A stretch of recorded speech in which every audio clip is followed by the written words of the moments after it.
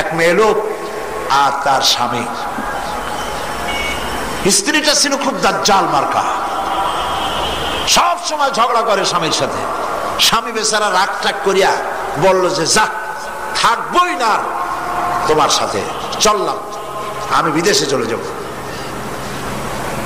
স্ত্রীও জানে যে এই কদ্দুর যাইতে পারবে, সেই জন্য আর সে সাদাসাদি করে নাই। স্বামীর মনে ছিল যে এখন হোক তখন হোক, আমি যখন এইরকম একটা ফাইনাল নোটিশ দিলাম আমাকে অনুরোধ করবে যে না তুমি যাইও না। সন্ধ্যা হয়ে যায়, তা বউ একবারও কয় না যে থাকো থাকো। শেষে বেচারা দেখলো যে প্রেস্টিজ কনসার্ন হয়ে গেছে। সে তখন জায়নামাজ, তসবিহ, বালিশ খাতা গুছাই টুসাইয়া যা থাকবই না, নামলো গিয়ে বারান্দায় কিছুক্ষণ কাটাইছে, মনে করলো যে এইবার যদি ডাকে ঢোকে, তাও ডাকে না। মাগরিবের নামাজ হয়ে গেছে, অপেক্ষা করছে। তারপর বলতেছে একা একা, হায় হায় মানুষ না কাউয়ার জাত, সন্ধ্যার আগে ছিলাম কোথায়, এখন আসলাম কোথায়। বউ কয় যে হইছে, ঘরের থেকে বারান্দায় নামি কও যে সন্ধ্যায় ছিলাম কোথায়, এখন আসলাম কোথায়। তোমার আর বিদেশে যাওয়া লাগবে না, তুমি আমার মশারির মধ্যে ঢোকো। তুমি পৃথিবীর মানুষ, কেবলমাত্র সূর্য নয়, গ্যালাক্সি নয়, মিল্কি ওয়ে নয়, মঙ্গল গ্রহ নয়, কেবলমাত্র পৃথিবী থেকে সব থেকে নিকটতম গ্রহ উপগ্রহ চাঁদ, একেবারেই কাছে, 3,32,000 মাইল দূরে।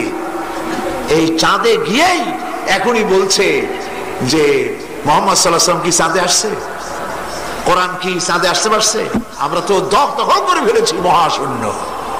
পাগলেরা, নির্বোধেরা, আহমকেরা, তারা বুঝতে পারে নাই মুহাম্মদ সাল্লাল্লাহু আলাইহি ওয়াসাল্লাম 3,32,000 মাইল দূরের চাঁদ নয়, 9,30,00,000 মাইলের দূরের সূর্য নয়, সহস্র সহস্র বিলিয়ন কোটি মাইলের দূরের তারকা নয়। এসব পেরিয়ে, সপ্তম আকাশ পেরিয়ে মুহাম্মদ সাল্লাল্লাহু আলাইহি ওয়াসাল্লাম আরশে আজিম ভ্রমণ করেছেন। বিজ্ঞানের বাপেরও ক্ষমতা নাই এ রেকর্ড ভঙ্গ করা।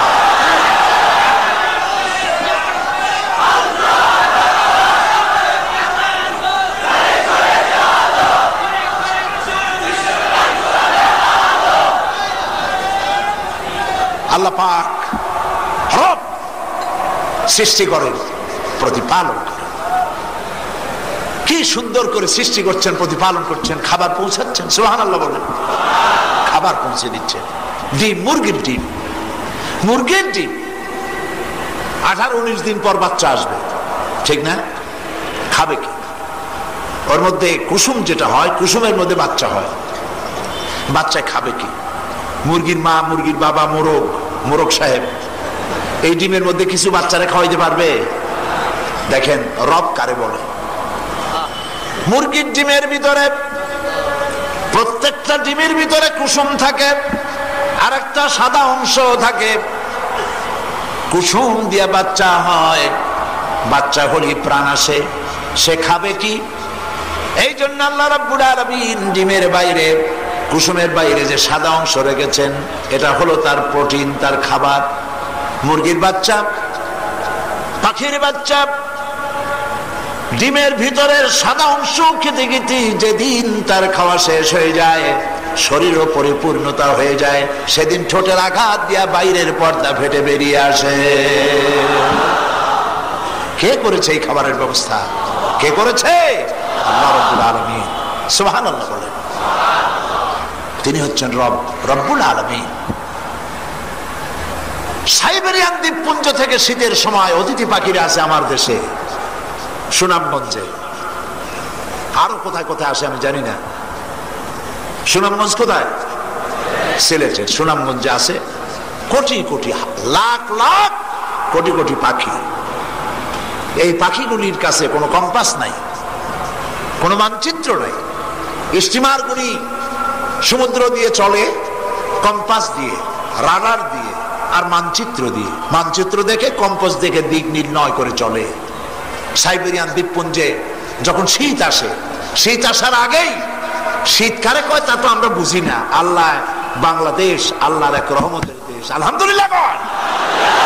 এখানে শীত গ্রীষ্ম কম, শীতকালে কয়টা বুঝবেন না আপনারা শীত কাহাকে বলে এবং কত প্রকার। থুতু ফেললে বরফ হয়ে যায়, পেশাব করলে বরফ হয়ে যায়, এরকম ঠান্ডা। -40 ডিগ্রি, -50 ডিগ্রি, কি অবস্থা। এই প্রচন্ড ঠান্ডার মধ্যে পাখি মারা যাবে। কে বুদ্ধি দিল পাখিরে সাইবেরিয়ান দ্বীপপুঞ্জ থেকে মহাকাশের উপর থেকে উড়ে উড়ে পাহাড়ের উপর থেকে উড়লো, সমুদ্রের উপর থেকে উড়লো, নদীর উপর থেকে উড়লো, মরুভূমির উপর থেকে উড়লো, হাজার হাজার মাইল দরিয়া নদী সাগর মরুভূমি পাড়ি দিয়া জায়গা মতো সুনামগঞ্জে পৌঁছায় দিলেন কে? কে দিলেন?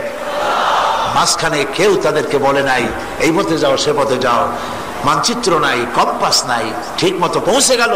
আবার যখন শীত কমে গেল আবার তাদের আবাসস্থলে আবার তারা ফিরে গেল। ঠিক কিনা? ঠিক কিনা? এই জন্য আল্লাহ রাব্বুল আলামিন মানুষকে জ্ঞান দান করেছেন বোঝার জন্য, চিন্তা করার জন্য। তাই আল্লাহ পাক বলেছেন আল্লাযীনা ইয়াযকুরুনাল্লাহা কিয়ামান ওয়া কুউদান ওয়া আলা জুনুবিহিম ওয়া ইয়াতাফাক্কারুনা ফি খালকিস সামাওয়াতি ওয়াল আরদ। দাঁড়ানো অবস্থায়, বসা অবস্থায় আর সব অবস্থায় যারা আমার স্মরণ করে তারা বলে রব্বানা মা খালাকতা হাযা বাতিলা সুবহানাকা ফাকিনা আযাবান নার। যারা নাকি জ্ঞানবান বুদ্ধিমান তারা কি করে? দাঁড়ানো অবস্থায়, বসা অবস্থায়, সব অবস্থায় তারা আমার জিকির করে, আমার স্মরণ করে আর বলে রব্বানা মা খালাকতা হাযা বাতিলা, কোনোটাই নিরর্থক করে তৈরি করো নাই, সবটাই তুমি আমাদের কল্যাণের জন্য তৈরি করেছ। এই দেখুন বাতাস, কোনটা শুকরিয়া আদায় করবেন? আল্লাহ যে রব এটা বোঝার জন্যই, তার শুকর আদায় করার জন্যই নামাজে সূরা ফাতিহাকে পড়া ওয়াজিব করা হয়েছে, ফরজ করা হয়েছে। সুবহানাল্লাহ বলেন। বাতাস, বাতাস থেকে আমরা অক্সিজেন গ্রহণ করি আর এই অক্সিজেনকে কার্বন ডাই অক্সাইড করে ছেড়ে দেয়। ঠিক কিনা বলে? ঠিক কিনা? প্রতি মুহূর্তে আল্লাহর সৃষ্টি জগতের কোটি কোটি প্রাণী তারা নাকের থেকে মুখের থেকে আল্লাহর বাতাসগুলিকে, বাতাসের ভিতর থেকে অক্সিজেন টেনে নিয়ে কার্বন ডাই অক্সাইড করে ছেড়ে দেয়। এগুলিকে পরিষ্কার করার, পরিচ্ছন্ন করার, ক্লিন করার কোন মেশিন পৃথিবীতে নাই। আল্লাহ যদি পরিষ্কার না করতেন সমস্ত প্রাণী মারা যেত। আপনার আমার, আপনি আমি বাতাস থেকে অক্সিজেন নিলাম, এটা ছেড়ে দিলাম, আর এই অক্সিজেন, এই খাদ্য হলো সমস্ত গাছের যত সবুজ রং, ঘাস, পাতা, লতা, এগুলি খেলো, এগুলি তারা খায় আর এগুলি আবার তারা অক্সিজেন করে বের করে দেয়। এ দিয়ে মানুষের পৃথিবীতে প্রাণীকুল আল্লাহ পাক বাঁচায় রাখেন। সুবহানাল্লাহ। আল্লাহ পাক এভাবে করে বাতাসের বিরাট স্তর মাথার উপরে ছড়ায় রেখেছেন। এরপরে মানুষ পৃথিবীতে খাবে, খাবারের জন্য আল্লাহ পাক ব্যবস্থা করেছেন। সুবহানাল্লাহ। খাবারের জন্য পানি একটা বিরাট ব্যাপার। পানি হলো জীবন। পানির নাম কি বলেন? পানির নাম কি? সেই পানি যদি ঢাকা শহরে 10 ফিট উঁচু হয়ে আসে, নাম হবে কি? মরণ। এক মুহূর্তে যার নাম থাকে জীবন, এক মুহূর্তে পরে সেটা এক জীবন, পর মুহূর্তে সেটা হয়ে যায় মরণ, যদি সেটা ঠিক মতো পরিমাণ মতো না হয়। এই পানি আল্লাহ রাব্বুল আলামিন পানি সৃষ্টি করেছেন। জমিনের ফসল আপনি ফলাবেন, কিভাবে ফলাবেন? আল্লাহ পাক বলেন আল্লাহুল্লাযী আরসালার রিয়াহা ফাতুসিরু সাহাবা ফাসুকনাহু ইলা বালাদিন মাইয়িতিন ফাআহইয়ানা বিহিল আরদা বা'দা মাউতিহা কাযালিকান নুশুর। আল্লাহ পাক বলেন আমি সমুদ্রের পানিগুলিকে বাষ্পীয় আকারে উত্থিত করে মেঘমালায় পরিণত করে দেয়, আর এই মেঘমালা থেকে কণা কণা বৃষ্টি হয়ে জমিনের উপরে নাজিল হয়ে মরা জমিন জিন্দা হয়ে যায়, ফসল ধারণের জন্য উপযুক্ত হয়ে যায়। এবার আপনারা বলেন, সমুদ্রের পানি মিষ্টি না লোনা? লোনা না মিষ্টি? বলে লোনা। সমুদ্রের পানিগুলিকে বাষ্পীয় আকারে উত্থিত করে মেঘমালায় পরিণত করে দেয়, আর এই মেঘমালা থেকে কণা কণা বৃষ্টি হয়ে জমিনের উপরে নাজিল হয়ে মরা জমিন জিন্দা হয়ে যায়, ফসল ধারণের জন্য উপযুক্ত হয়ে যায়। এবার আপনারা বলেন, সমুদ্রের পানি মিষ্টি না লোনা? লোনা না মিষ্টি? বলে লোনা। আকাশ থেকে যে পানি নাজিল হয় সেটা কি নোনা না মিষ্টি? আল্লাহ পাক এখানে বলেন, লাউ নাশাউ জাআলনাহু উজাজান ফালাউলা তাশকুরুন। এ বান্দা, ইচ্ছে করলে আকাশ থেকে আমি নোনা পানি নাজিল করে দিতে পারতাম। নোনা পানি না দিয়ে নোনা পানি উঠায়া তার লবণাক্তকে দূর করে দিয়ে পানিকে মিষ্টি করে নাজিল করে দিলাম। ফালাউলা তাশকুরুন, কেন আল্লাহ পাকের শুকর আদায় করো না? আল্লাহ পাক এর শুকর হিসাবে বান্দার কাছ থেকে চান, বান্দা বলো আলহামদুলিল্লাহি রাব্বিল আলামিন। পড়েন সবাই, আলহামদুলিল্লাহি রাব্বিল আলামিন। জমিন, মরা জমিন জিন্দা হয়ে গেল, ধানের বীজ বপন করা হলো, গমের বীজ বপন করা হলো। আল্লাহ পাক জিজ্ঞেস করলেন, আনতুম আনশাতুম শাজারাতাহা আম নাহনুল মুনশিউন। এই গাছগুলিকে, চারাগুলিকে মাটির থেকে কে উদ্গত করে দিল? তুমি দিলে না আমি দিলাম? কে দিল বলেন? কে দিলেন? আফরাআইতুমুল মাআল্লাযী তাশরাবুন আআনতুম আনজালতুমূহু মিনাল মুজনি আম নাহনুল মুনজিলুন। এই যে তোমরা পানি পান করো, এই আকাশ থেকে যে পানি নাজিল হয়, এই যে পানি তোমরা পান করো, এই পানি কে নাজিল করলো? তুমি করছো না আমি করছি? আল্লাহ প্রশ্ন করছেন, জবাব দেন কে করেছেন? জবাব দেন কে করেছেন? আল্লাহ পাক বলছেন, আমি এই পানিগুলিকে মিষ্টি করে তোমার জন্য অবতীর্ণ করলাম। এখন তুমি বলতে পারো, মানুষ বলতে পারে, আল্লাহ যদি পানি না যায় তো আমাদের অসুবিধা কি? আমরা টিউবওয়েল দিয়ে পানি মাটির তলা দিয়ে উঠে নেব, বৃষ্টির পানি না হলে কি হবে? মানুষ বলতে পারে না এমন কথা? পারে। এমন কথা যদি মানুষ বলে যে পানি যদি আল্লাহ বৃষ্টি দিয়ে না দেন কোনো অসুবিধা নাই, আমরা মাটির তলা থেকে পানি উঠায় নেব, সাগরের থেকে পানি তুলে নেব।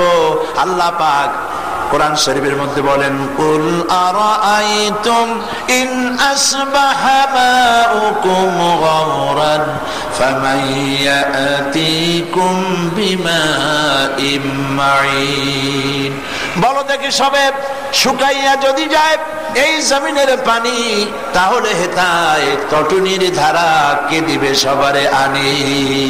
এই কুয়ার পানি যদি শুকায় যায়, জমিনের তলার পানি যদি শুকায় যায়, সমুদ্রের পানি, নদীর পানি যদি আল্লাহ শুকায় দেন, বলো আল্লাহ ছাড়া কে আছেন যে নতুন করে আবার নদীর ভিতরে মরা গানকে পানির জোয়ার এনে দিতে পারে? আছে কেউ? কেউ নাই। যিনি আছেন তিনি কে? আল্লাহ। জোরে বলেন তিনি কে? এই আল্লাহ পাক বলেন, বলো আলহামদুলিল্লাহি রাব্বিল আলামিন। জোরে সোরে মোহব্বতের সাথে পড়েন, আলহামদুলিল্লাহি রাব্বিল আলামিন। লা ইলাহা ইল্লাল্লাহ, লা ইলাহা ইল্লাল্লাহ, লা ইলাহা।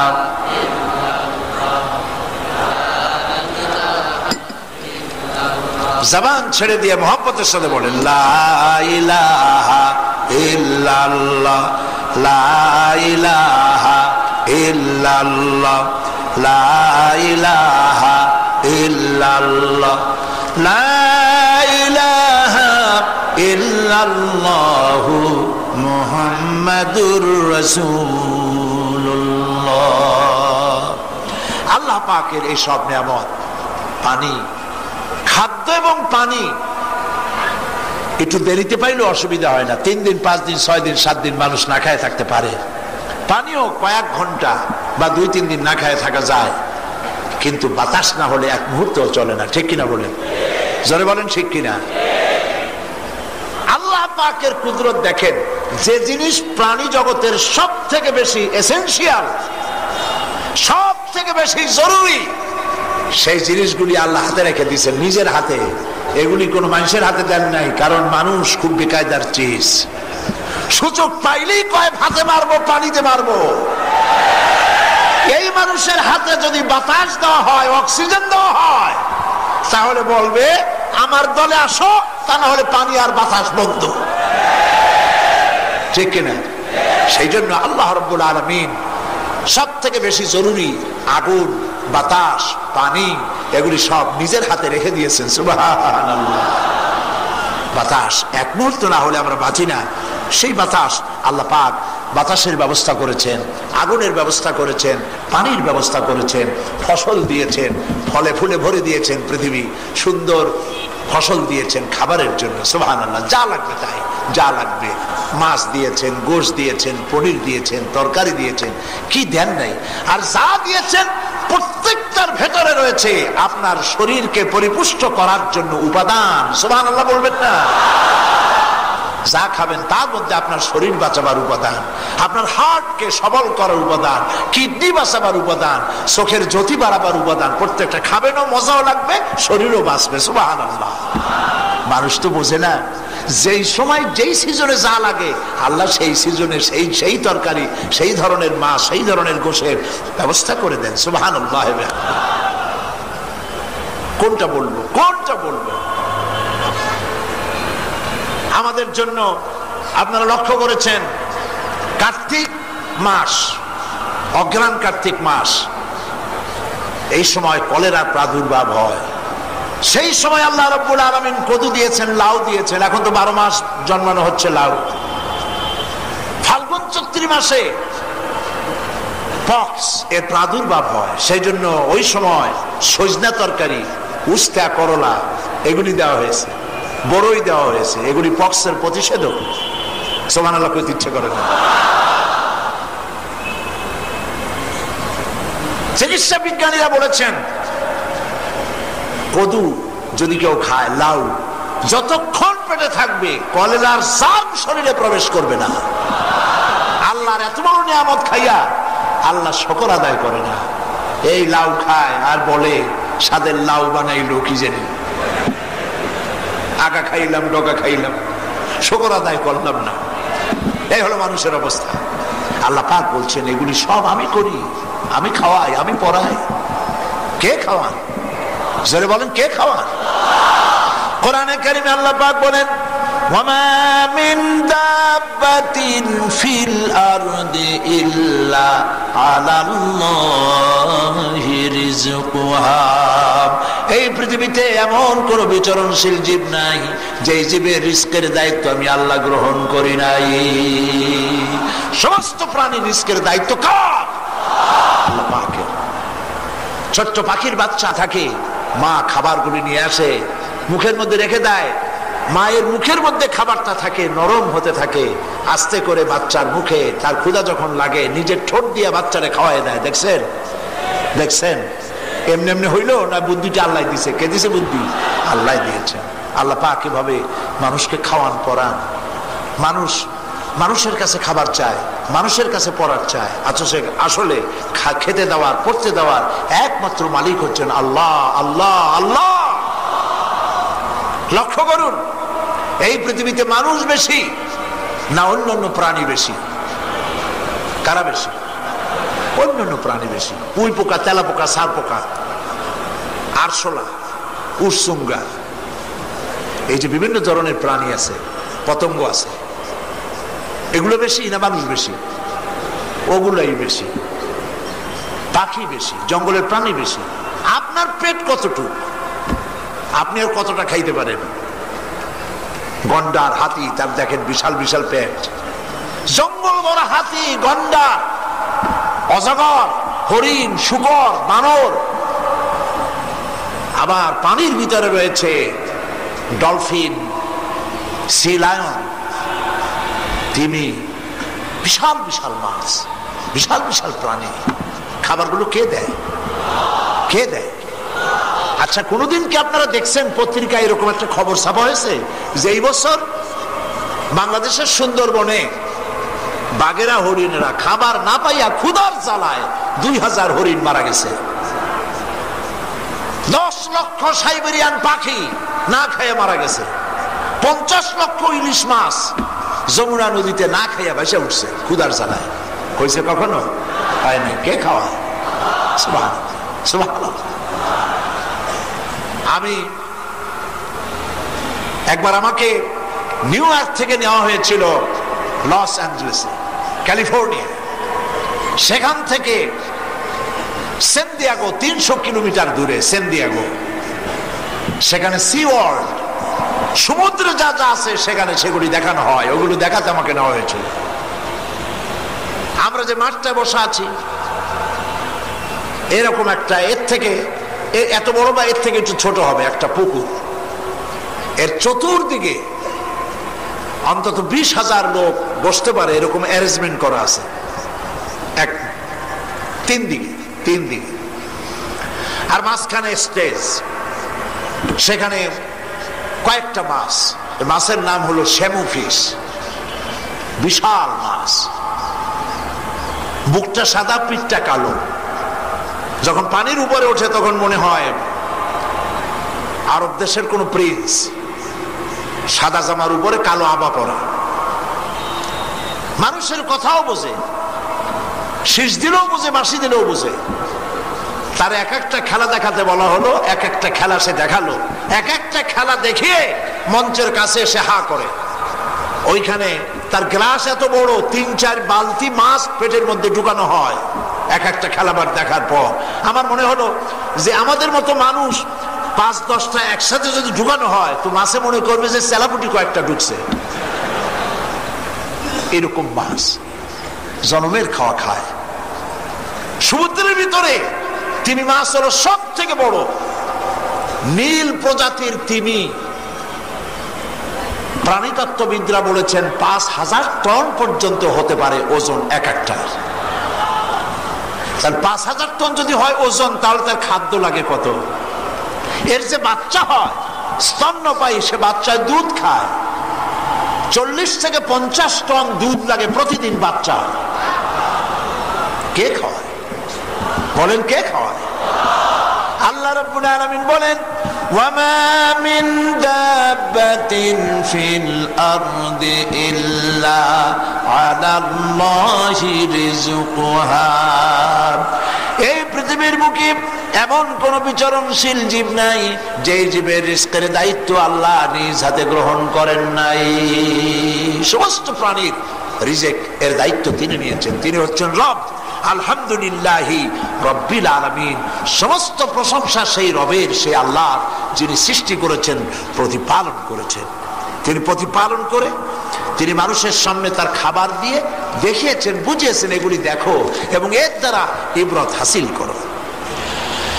প্রিয় ভাই সব, আল্লাহ পাক কোরআনে কারিমে বলেন, সূরা ফাতিহার ভিতরে আল্লাহ পাক মানুষের জন্য এত সব কিছু দিয়েছেন আর বলেছেন এর দ্বারা শিক্ষা গ্রহণ করো আর ঘোষণা করো আলহামদুলিল্লাহি রাব্বিল আলামিন।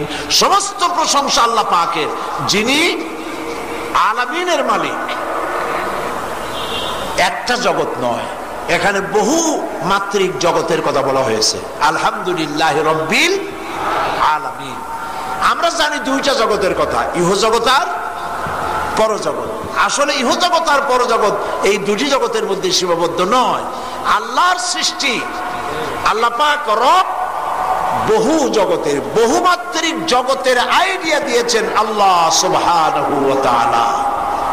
বহুমাত্রিক জগৎ তার মানে হলো সাগরের ভিতরে এক জগৎ, সাগরের তলায় আর এক জগৎ, সম্পদে ভরা।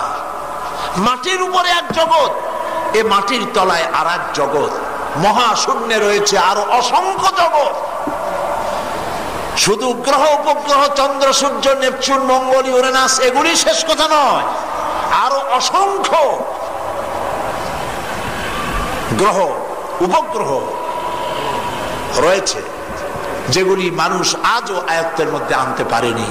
আল্লাহ পাক শুধু এই পৃথিবীরই মালিক নন, তিনি রব্বুল আলামিন, সমস্ত সৃষ্টি জগতের তিনি মালিক।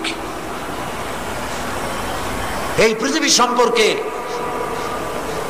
বেকুব ধরনের ওই বুদ্ধিজীবী, অর্থাৎ কোরআন হাদিস জানে না, খামোখা বুদ্ধিজীবী, এদের ধারণা হচ্ছে যে পৃথিবীটা হয়েছে কিভাবে। তারা তো আল্লাহ মানে না, আল্লাহ স্বীকার করে না। তারা বলে যে সূর্যের পাশের থেকে একদিন একটা উজ্জ্বল জ্যোতিষ্ক খুব জোরে উড়ে যাচ্ছিল, তখন সেই জ্যোতিষ্কের ফোর্স সহ্য করতে না পেরে সূর্যের একটা দুর্বলতম অংশ ছিটকে পড়লো মহাশূন্যে। তারপরে ঘুরতে ঘুরতে ঘুরতে ঘুরতে একদিন পৃথিবীর আকার ধারণ করলো। নাউজুবিল্লাহ, কয় বোতল খাইয়া এরকম লিখছে আল্লাহই জানে। এর অর্থ হলো এই, ওই বেকুবের কথা যদি আমরা বিশ্বাস করি তাহলে অর্থ দাঁড়াবে এই যে দয়া করে এই জ্যোতিষ্ক উড়ে গেছিল বলেই সূর্যের একটা দুর্বলতম অংশ মহাশূন্যে ছিটকে পড়ে ঘুরতে ঘুরতে পৃথিবী হয়েছিল, তাই ঢাকা হয়েছিল, তাই পল্টন হয়েছিল, তাই আমরা ওয়াজ শোনার সুযোগ পাইছিলাম। আর যদি এমনটি না হতো তাহলে দুনিয়াও হতো না, পল্টনও হতো না, ওয়াজও শুনতে পারতাম না। আচ্ছা মেনে নিলাম, এক সেকেন্ডের জন্য মানলাম ওইখান থেকে একটা গ্যালাক্সি, একটা জ্যোতিষ্ক গিয়েছিল আর সূর্যের খানিকটা অংশ ভাঙ্গে পড়িয়া মহাশূন্যে এরকম পৃথিবী হয়ে গেছে, মানলাম এক সেকেন্ডের জন্য। এখন যে পৃথিবীতে এত মানুষ বেশি হয়েছে, মানুষ এখন পৃথিবীতে কম না বেশি? বলেন কম না বেশি? এত বেশি মানুষ, এই মানুষ নিয়ে পৃথিবীতে খালি লোকেরা বলতেছে ঠাই নাই, ঠাই নাই, ঠেকাও ঠেকাও, জন্ম নিয়ন্ত্রণ জন্মের মতো করো, কুলাইতে পারতেছে না মানুষ বেশি। এখন কেন আরেকটা জ্যোতিষ্ক এখান থেকে যাইয়া সূর্যের আরেকটা দুর্বলতম অংশ খসাইয়া আরেকটা পৃথিবী বানায় না কেন? কাজী এ দিয়ে পাগল বুঝানো যায়, যারা কোরআনের কাছে এসেছে তাদের বুঝানো যাবে না। এই দিয়ে বিভ্রান্ত হতে পারে শান্তি নিকেতনের গোলামেরা, কোরআনের গোলামেরা, আল্লাহর গোলামেরা বিভ্রান্ত হবে না।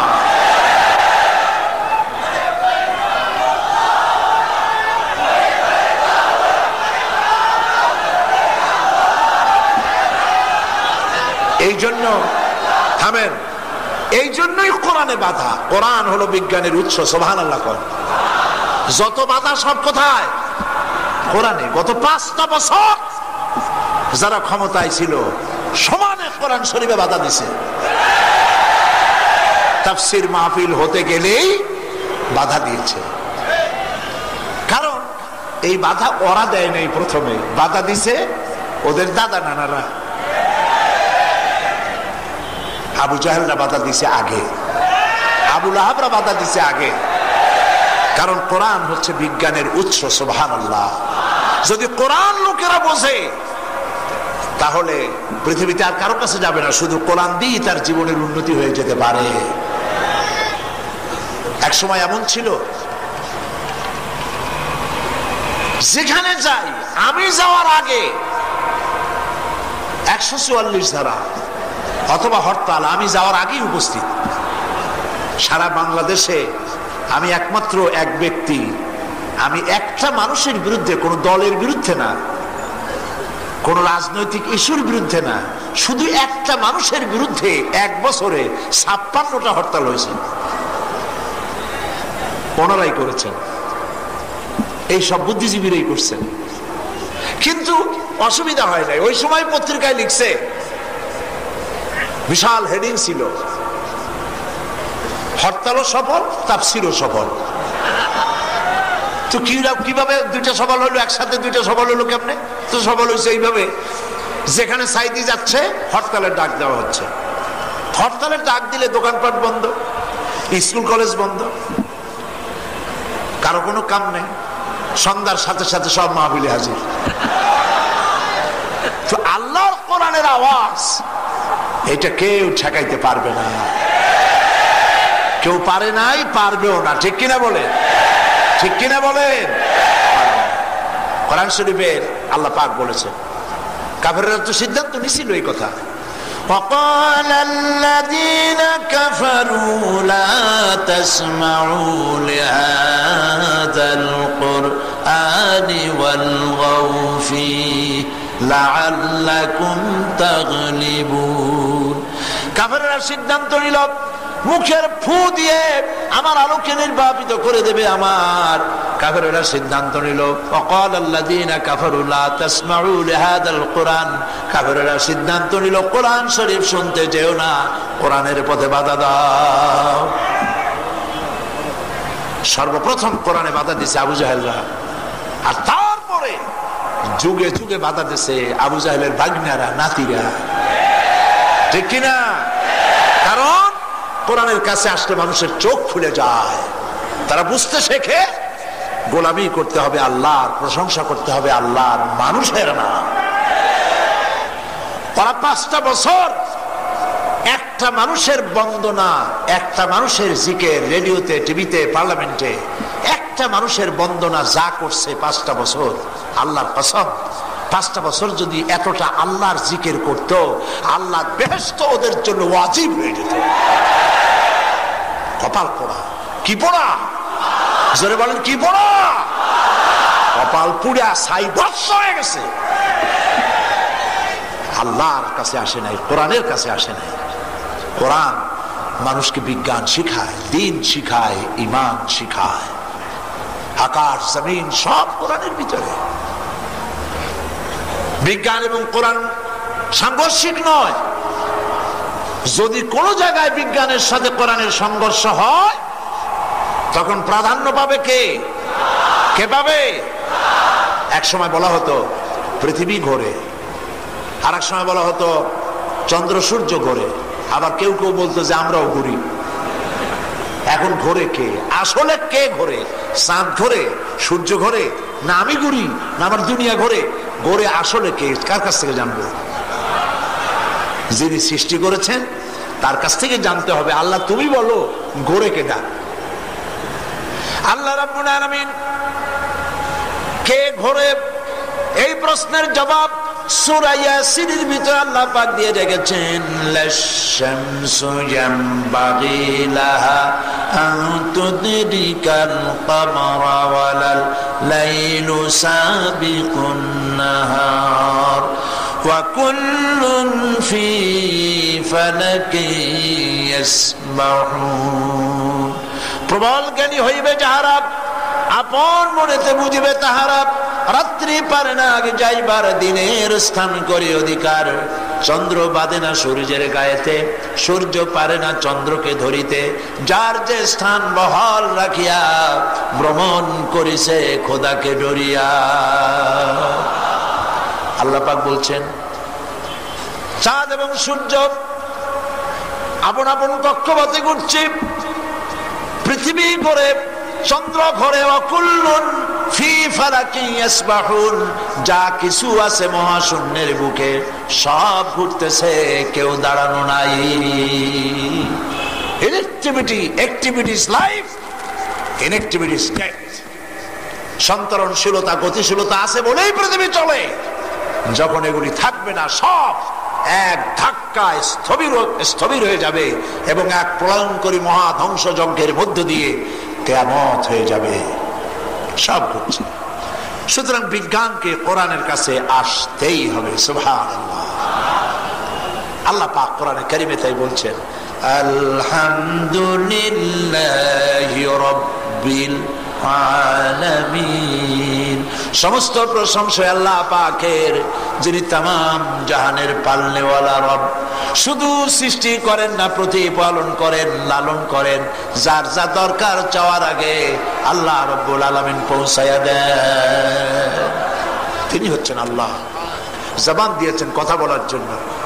জবান, কথা বলি জবান দিয়া, টেস্ট গ্রহণ করি একটা জিহ্বা দিয়া। তিতা, ঝাল, টক, কষা, মিষ্টি সব। কয় রকম জিহ্বা আছে?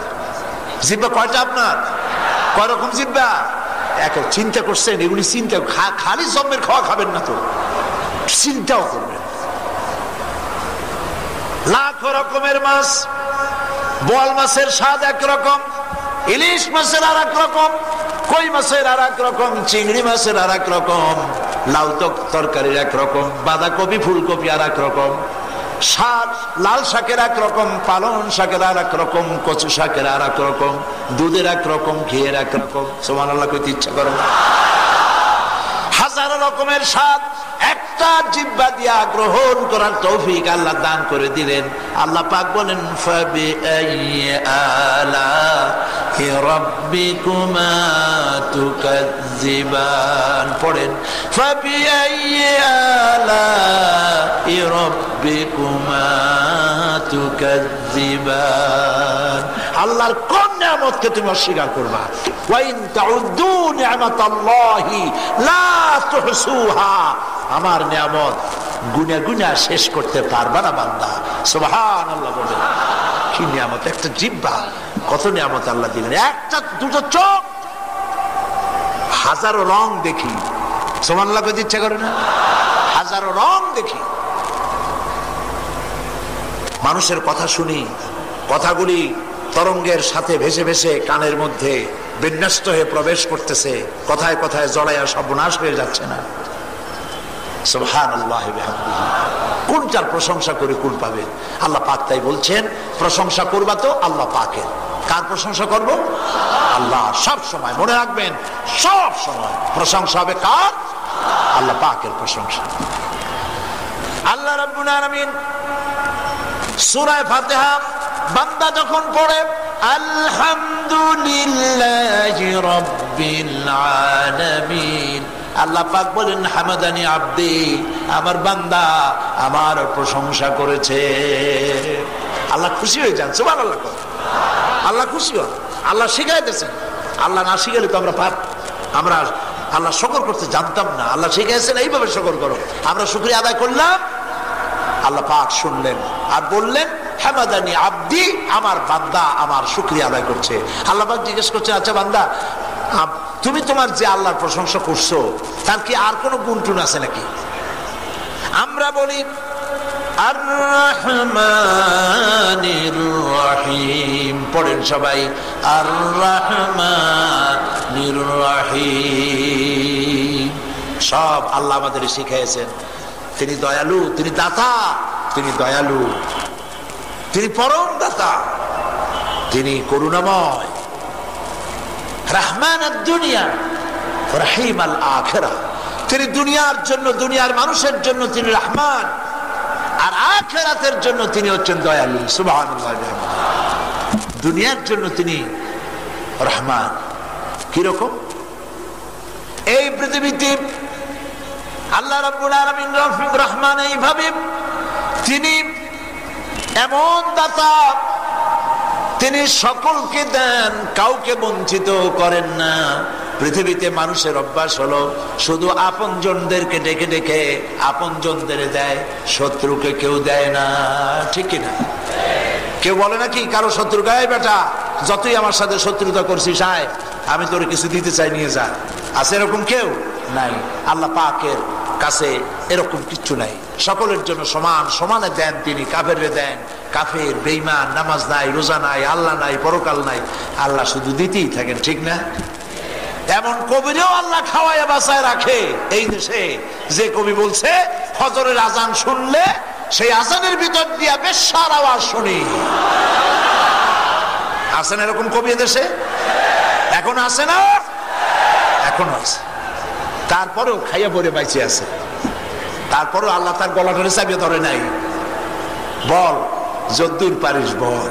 পিঁপড়ায় যদি হাতির আঙ্গুল উঁচু করে দেখায়, হে হে কি বিরাট একটা হাতি, পিঁপড়ার এই হাতির শক্তিকে অস্বীকার করলে হাতি কি পিঁপড়াকে তেড়ে আসে? তেড়ে আসে না। তোমার মতো ইঁদুর বাদর কে কি কইলো আর না কইলো, এতে কি আল্লাহর কিছু আসে আর যায়? আল্লাহর আজানের, মসজিদের আজান। পৃথিবীর দ্বিতীয় বৃহত্তম মুসলিম দেশ বাংলাদেশ, এই দেশের বুকে দাঁড়াইয়া তারপরে বলে ফজরের আজান যখন শুনি মনে হয় বেশ্যা তার খরিদ্দার ডাকতেছে। বিগত সরকার এমন পচা কপাল পোড়া কবিকে রাষ্ট্রীয় মর্যাদা দিয়া অভিষিক্ত করেছে। অভিশপ্ত কবি, আল্লাহর গজব লানতের কবি। আবার আল্লাহর রহমতের কবিও দেখেন, জাতীয় কবি দেখেন, একদিকে দুশ্চরিত্র, থামেন, দুশ্চরিত্র, লম্পট, মদখোর, জেনাকার, বেঈমান কবি, আজানের মধ্যে শোনে বেশ্যার আওয়াজ।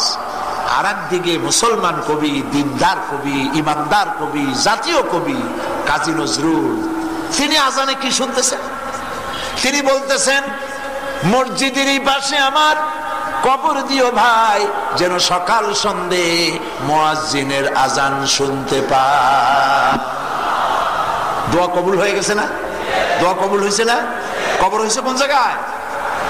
জায়গা মতো মসজিদের পাশেই কবর হয়ে গেছে। সুবহানাল্লাহ। তুই বেটা মরবি, জানাজা হবে না, মুসলমানের তোর জানাজা পড়বে না।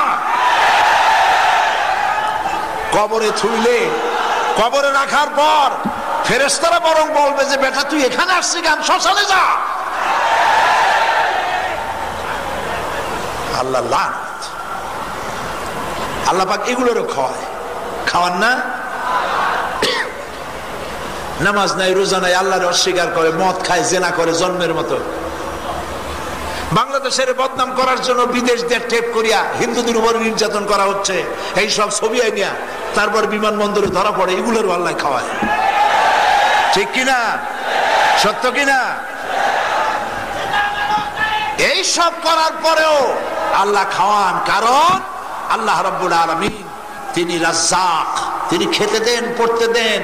তার নাম রহমান। তার নাম কি? রহমান।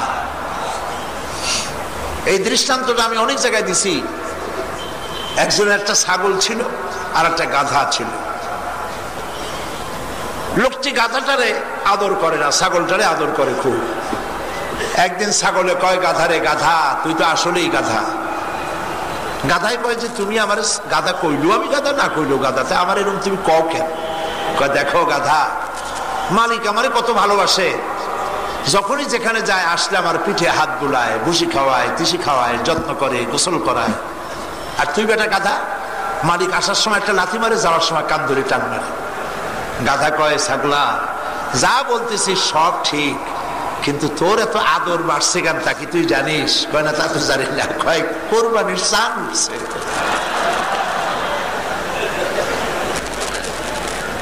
রাষ্ট্রীয় ক্ষমতা, রাষ্ট্রীয় মর্যাদা, রাষ্ট্রীয় পদক পাইতে থাকো, আজরাইল অপেক্ষা করতেছে। ফেরেশতারা কবরের মধ্যে জুতার ঝাড়ু দিয়ে রিসিপশন দেবে।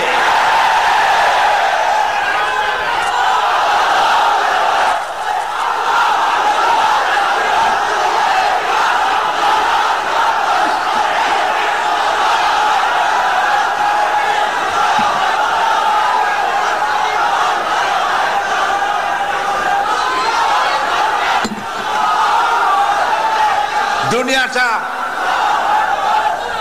এই সব লোকদের কারণেই, এই সব লোকদের কারণেই দেশে যত অনাসৃষ্টি হয়, চুরি, ডাকাতি, মাস্তানি, চাঁদাবাজি, ধর্ষণ, জেনা ব্যভিচার, এই সব আল্লাহ বিরোধী, ইসলাম বিরোধী কবি সাহিত্যিক, বুদ্ধিজীবী, যাদের কাছে আল্লাহ নাই, রসুল নাই, ইমান নাই, নামাজ নাই, রোজা নাই, এদের কারণেই হয়। কথা বুঝছেন তো? আমি কিন্তু একথা বলি নাই যে এইসব এর জন্য দায়ী বুদ্ধিজীবী, কবি সাহিত্যিক, এরাই একমাত্র দায়ী, তাই না। এদের মধ্যে ভালো ভালো মানুষ আছে, ভালো ভালো কবি আছে না? কবি আল মাহমুদের মতো, ফররুকের মতো ভালো ভালো কবি আমাদের মধ্যে আছে না? কবি মতিউর রহমান মল্লিকের মতো ভালো ভালো কবি আছে না? আলহামদুলিল্লাহ। আলী হাসানের মতো বুদ্ধিজীবী আছে না আমাদের? ভালো ভালো বুদ্ধিজীবী আছে, দিনদার আছে, ইমানদার আছে, নামাজি আছে। আমি বিরোধিতা করছি ওই সবগুলো যেগুলো চেহারা দেখলেই মনে হয় মুসলমান না, চেহারাই বলে মুসলমান না। মাথার চুলগুলা কাউয়ার বাসার মতো, শকুনে যে ডিম পারে না হলো কপাল। নামাজ রোজা আল্লাহ পরকালের বালাই নেই। যেই পাড়ায় থাকে ওইগুলা যায় দেখবেন মসজিদে নামাজের জন্য যায় না। আলেম দেখলেই কয়েকগুলো মৌলবাদী, ইসলাম মৌলবাদী, সাম্প্রদায়িক, এইসব কথা বলে। এইসব করার কারণে আল্লাহর লানত, আল্লাহর গজব। কিন্তু ভালো ভালো কবি সাহিত্যিকরাও আছে। যদি এদের কারণে যাদের কাছে দিন নাই, ইমান নাই, চরিত্র নাই, ওদের কারণেই চুরি ডাকাতি জেনাবে বিচার বেড়েছে, সন্ত্রাস বেড়েছে, দুর্নীতি বেড়েছে। যদি ইসলামের দিকে গোটা জাতি কোরআনের দিকে ফিরে আসে, ইসলামের দিকে ফিরে আসে, তাহলে এই দেশ সব থেকে সুন্দর হবে। বাংলাদেশের মতো ভালো দেশ আর খুঁজে পাওয়া যাবে না। আলহামদুলিল্লাহ বলেন, আলহামদুলিল্লাহ বলেন। আল্লাহ রাব্বুল আলামিন এমন রহমান, মানুষ যখন আল্লাহ রাব্বুল আলামিনের কাছে গুনাহ মাপ চায়, চোখের পানি ফেলে, আল্লাহ পাক বলে না মাফ করে দেই।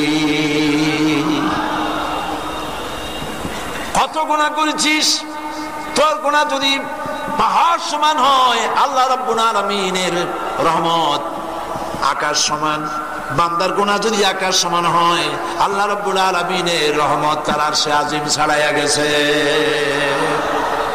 আমার কাছে চাও, আমার কাছে চাও, আমাকে বলো। তিনি রহমান, সকলের জন্য দয়ালু।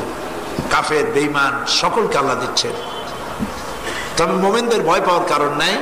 বড় লোকদের এত সুখ শান্তি দেখে গরিব মোমেন যারা, তাদের চিন্তার কারণ নাই। ওদেরকে আল্লাহ সামান্য সময়ের জন্য দিয়েছেন, কারণ তাদের থিওরি হচ্ছে ইট, ড্রিঙ্ক এন্ড বি মেরি। খাও, পান করো আর ফুর্তি করো, নো চিন্তা, ডু ফুর্তি। তারা ওমর খৈয়াবের মুরিদ। এই বেলা ভাই মদ খেয়ে নাও, কাল নিশীতের ভরসা নাই। চাঁদনি জাগিবে যুগ যুগ ধরি, আমরা তো আর রবনা সই। নগদ চাপাও, হাত পেতে নাও, বাকির খাতায় শূন্য থাক। দূরের বাদ্য কিলাপ শুনে মাঝখানে যে বেজায় ফাঁক। এরা হচ্ছে এইসব কথায় বিশ্বাসী। তারা হলো মাটির পুতুল, যেমনি নাচায় তেমনি নাচি, পুতুলের দোষ কি? আমরা মাটির পুতুল, আমাদেরকে প্রকৃতি যেভাবে মদ খাওয়ায়, জেনা করায়, সেইভাবেই করি। নাউজুবিল্লাহ বলেন।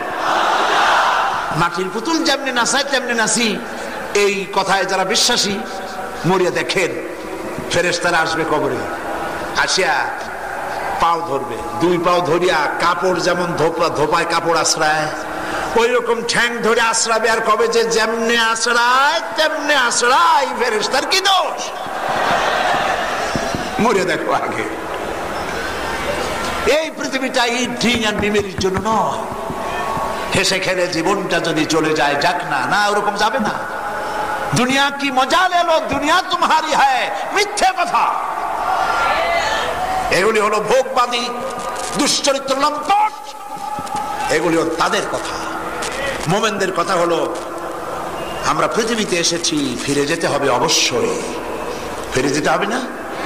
কবরের ভিতরে যখন মানুষ রাখা হয়, মাইয়াতকে কবরের ভিতরে রাখার সঙ্গে সঙ্গে উপস্থিত লোকেরা কবরে রাখার সময় বলে, মিনহা খালাকনাকুম ওয়া ফিহা নুঈদুকুম ওয়া মিনহা নুখরিজুকুম তারাতান উখরা।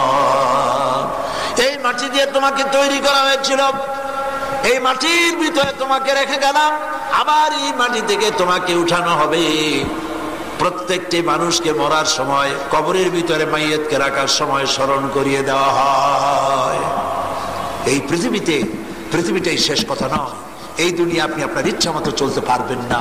সূরা ফাতিহা এই কথাগুলি শিখায়। সুবহানাল্লাহ বলেন, সুবহানাল্লাহ। সূরা ফাতিহা চট্টগ্রামে 5 দিন আলোচনা করেছিলাম 1995 সনে। 5 দিন সূরা ফাতিহার আলোচনা শুনে 46 জন হিন্দু, বৌদ্ধ, খ্রিস্টান মঞ্চে এসে মুসলমান হয়ে গিয়েছিল।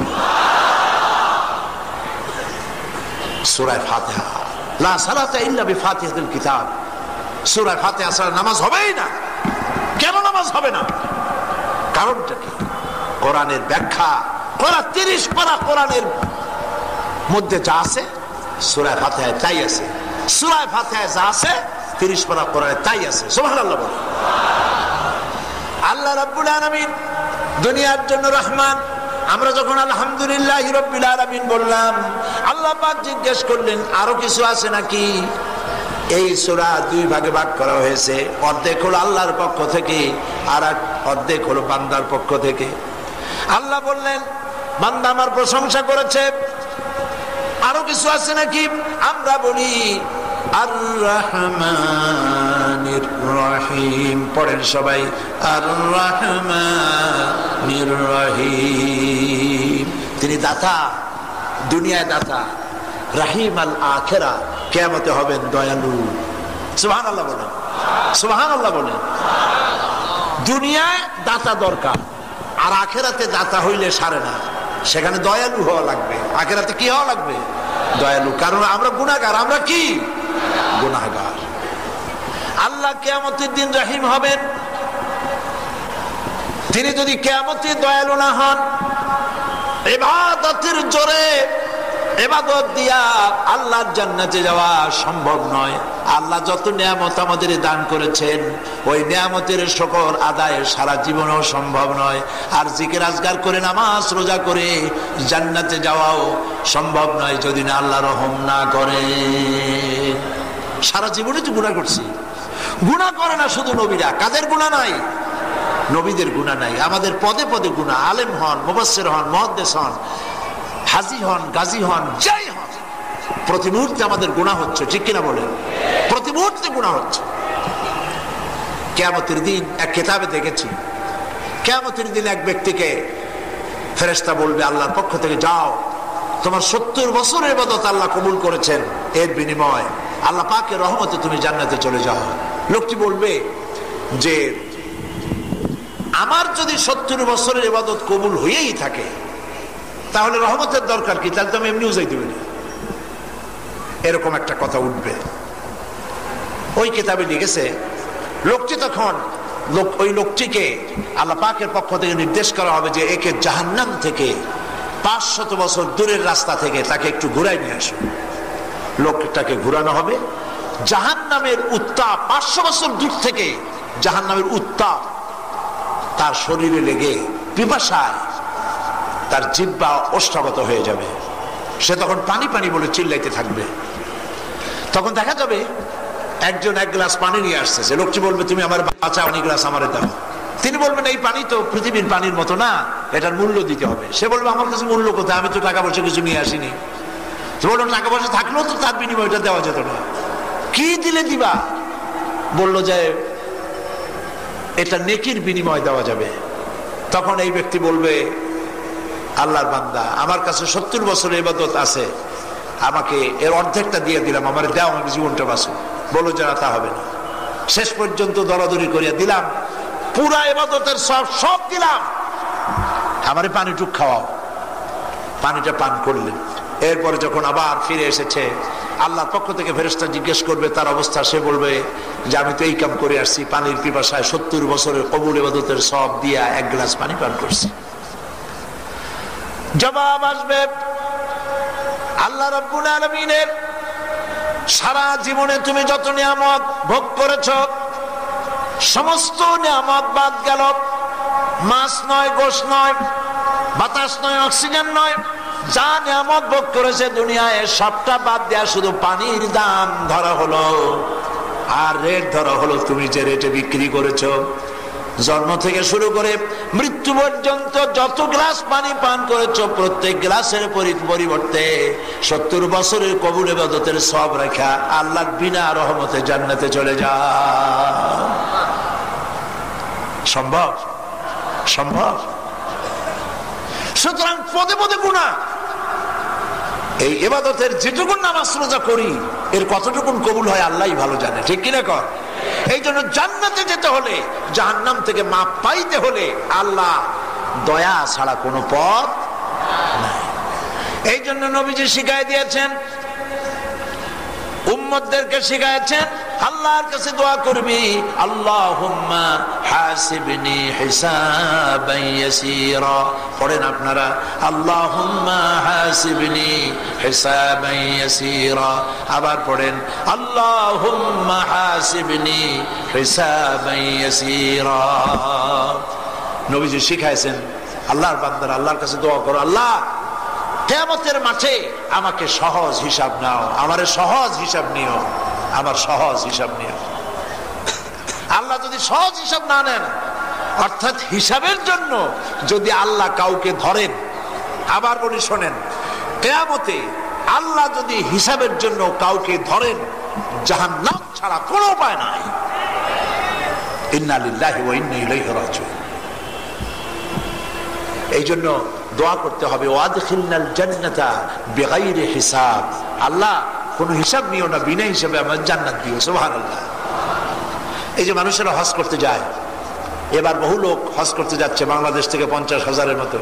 কিছু অসুবিধা হইতেছে, দোয়া করেন আল্লাহর কাছে যারাই নিয়ত করছে সকলকে আল্লাহ যেন সহি সালামতে হজ করান, বলেন আমিন। যারাই নিয়ত করেছে একটা লোকও যেন হজ না করে না থাকেন, সকলকে যেন আল্লাহ হজ নসিব করে দেন। আল্লাহর ঘর যখন তাওয়াফ করে মানুষ, তখন এই তাওয়াফের মধ্যে অনেকগুলি দোয়া আছে। 6 নম্বরের চক্করে যে দোয়াটা, সেই দোয়াটা হলো আল্লাহুম্মা ইন্না আলাইয়া হুকুকান কাসীরান ফীমা বাইনি ওয়া বাইনাক। এই দোয়াটি পড়তে গেলে যারা অর্থ বোঝে চোখের পানি রক্ষা করতে পারবে না। 6 নম্বরের চক্করের দোয়ার ভিতরে বলা হচ্ছে, আল্লাহ আয় আমার আল্লাহ পাক, তোমার সাথে আমার অনেক দেনা পাওনা আছে, আর তোমার বান্দাদের সাথে আমার অনেক দেনা পাওনা আছে। তোমার বান্দার কাছে আমি যে ঋণী আছি, তোমার বান্দাদের কাছে আমি যে ঋণী আছি, সেই ঋণ পরিশোধ করার মতো তৌফিক আল্লাহ তুমি আমারে দান করে দাও। আর তোমার সাথে আমার অনেক দেনা পাওনা আছে, আমার সাথে তোমার যা দেনা ছিল তুমি সব পরিপূরণ করে দিয়েছো, কিন্তু আমি যে তোমার কাছে ঋণী আছি তার কিছুই শোধ করতে পারি নাই।